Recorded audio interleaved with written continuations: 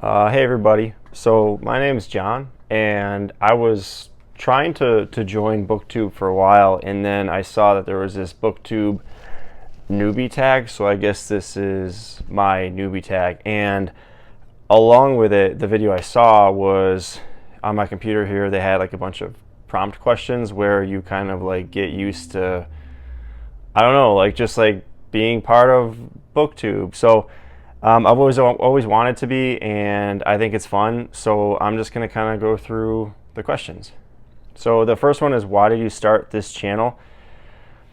I love reading, and in my everyday life, just like without social media, I don't have a lot of friends that read. Like they do, they're interested, but it's just like one of these things where I get done reading a really great book and I kind of like look around like that John Travolta meme, and there's no one to talk to. Like there is like a few of my friends, but I just kind of wanted to be more involved, and the community of Booktube I think is pretty cool for the most part. So I wanted to just kind of throw my hat in the ring and see what happens. So that's why I'm here.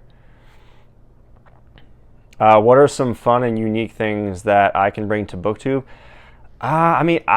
I don't know. I mean, that's a tough one, but I mean, I like all sorts of books. I'm kind of like, and this is like a thought. I didn't look at these questions beforehand, but I'm kind of like I've always been pigeonholed.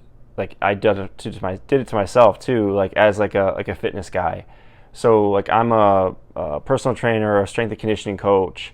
I've always played sports. I did this at my whole life, and I even teach phys ed. So not that you can't do all those things and read a lot, but it typically just doesn't go together. So I don't know. That might be something somewhat unique that I can bring to the platform. I don't know. That's all I could really think of off the top of my head. What are you most excited for about this new channel? I think just doing it, because like I said, I really wanted to just do this for a while because I wanted to get involved and just kind of share my passion with other people who are just cool about it. And I've never been a big fan of social media in general. I don't feel comfortable with like personal details, and I just don't have that much passion for like Instagram reels or trends or those voiceover things that people are doing now, or like the TikTok. I don't even have TikTok, and I never have. I've never like taken to social media except for YouTube, where I felt like, oh, it's social media, but it's not like social media kind of thing. So I think I'm excited to just be part of a platform in whatever capacity, where I can just have fun and be myself, and also connect with people that are like-minded and maybe make friends. Why do I love reading? So reading is like, I don't know. I read a lot of genres, but I really like literary fiction. I really like things that just put you in the shoes of somebody or a place that you've never been, and then you get to experience that. And just kind of, the more you read, I feel, the more you read is that the more you can be transported to a spot that you just never really knew existed, and in your mind it just kind of like expands it. And I think it gives you new perspective on things that I'm not intentionally trying to learn anything. I'm just enjoying my time, and to be honest, I think it's just a better use of my time than going out and drinking a lot on the weekends. I'm kind of naturally introverted anyway, so just doing a lot of things, it just seems less natural than reading does. What questions would you ask your favorite booktubers? I don't know. I have no idea. I mean, I have a ring light. It's not even on. I have this little microphone that I'm hoping is working right now, and it's my iPhone, like them filming on. I don't know what I would ask my famous. Like, I watch their stuff, and I think it's cool. Like when they show passion for books they love. I don't know. I honestly have no idea what I would ask any of my favorite creators or booktubers on this platform. I have no idea. What challenges do you think starting Booktube will be the hardest to overcome?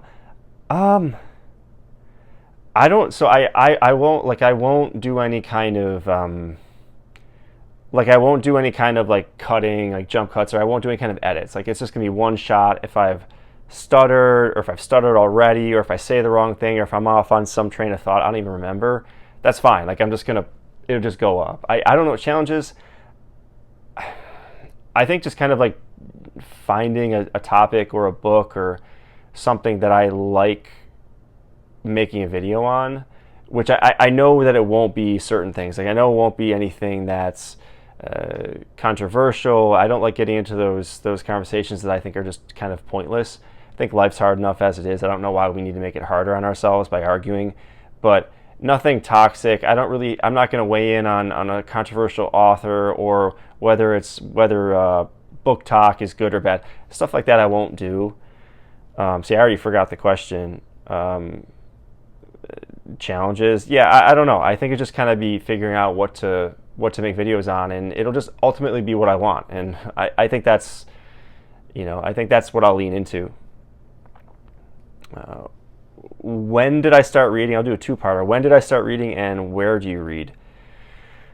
When I started reading, I mean, I've read, not gonna say my whole life. I've always been interested in books, but the last 3 years or so, 2 or 3 years, I really got back into it, where I started reading it at a much higher clip than I ever had before. And I don't know why. I just picked up a couple books one summer and just kept going, and then it just kind of snowballed, and then it became a lot more than what I ever been used to, and I just loved it. So I just kind of kept going. Where I read, I typically read in the seat next to me, and I'm only in this chair because there's a bookshelf behind me, and I figured I should have some kind of setup. But to be honest, I don't know. I'm not going to put much effort into like my setup. It's a channel that I'm not trying to make look overly pretty. It's just kind of something I think I would enjoy. But yeah, I mean, where I read, typically in that same spot, because I have a dog, and Maya is her name. She is in her spot while I read, and then I just kind of have a routine. Also, like where my camera is set up, I during the day I'll read there, but it's not like I don't know if it's a set spot. Well, I guess it is now that I just said 2 spots. I think it kind of is a set spot, but I don't know. That's a weird question. I don't know. Do people read in the same spot, or do they? I don't know. What kind of books do I like to read, and what does my book collection look like? Well, I guess that's kind of the same question. I read. I mean, if I'm looking around, like this is my main bookshelf. I like classics. I started with a lot of those a few years ago because I felt like I was playing catch up to like my 10th grade English, 10th grade English class taking self that never read any of those books the teachers assigned. But I like books that I like. I don't know. I like literary fiction because I like the almost like sometimes they're darker themes, but they're more thought-provoking.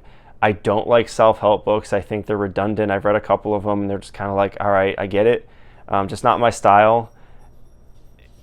But then I've read nonfiction, mostly fiction, I would say. Well, definitely mostly fiction.